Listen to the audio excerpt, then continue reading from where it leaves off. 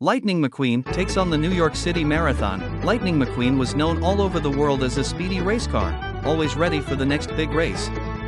But today, he wasn't getting ready for a typical race.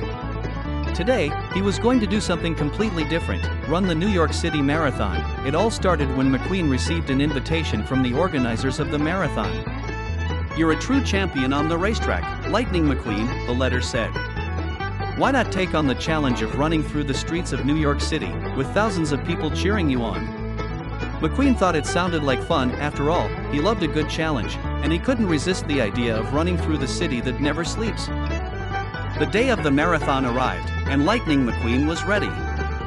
He had traded his race tires for sneakers, and he even put on a cap to shield his windshield from the sun.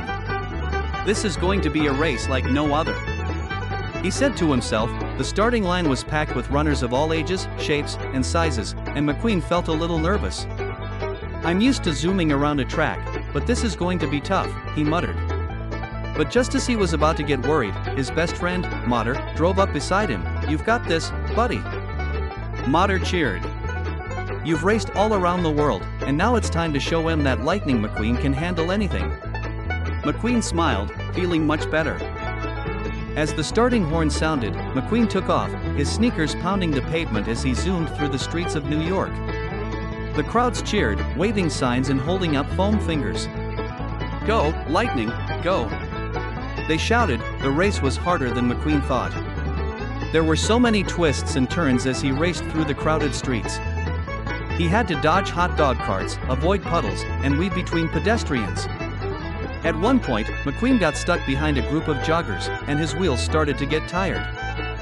"Come on, Lightning, don't give up now," he encouraged himself, remembering all the races he had won. Just when he was about to slow down, he saw a sign that said, "Halfway there." With renewed energy, McQueen pushed forward. He zipped through Central Park, admired the tall skyscrapers, and even gave a honk of his horn as he passed by Times Square. People in the crowd were cheering louder than ever. "You can do it, McQueen!" they shouted. By the time McQueen reached the final stretch, his tires were sore, and he was out of breath. But he didn't stop. He remembered what he had learned from all his races. It's not just about winning, it's about giving your best and never giving up. With a burst of energy, McQueen crossed the finish line. The crowd went wild with applause. McQueen had done it. He wasn't the fastest runner in the marathon, but he had finished the race, and that was what mattered most. "I did it!" Lightning McQueen cheered. Mater rolled up to him and gave him a big thumbs up. "See? Told ya you could do it." Lightning McQueen smiled, proud of his big adventure. The New York City Marathon had been the toughest race he'd ever faced, but it had also been the most fun. And as for Lightning McQueen, he knew that sometimes the best races are the ones you never expect to run at all.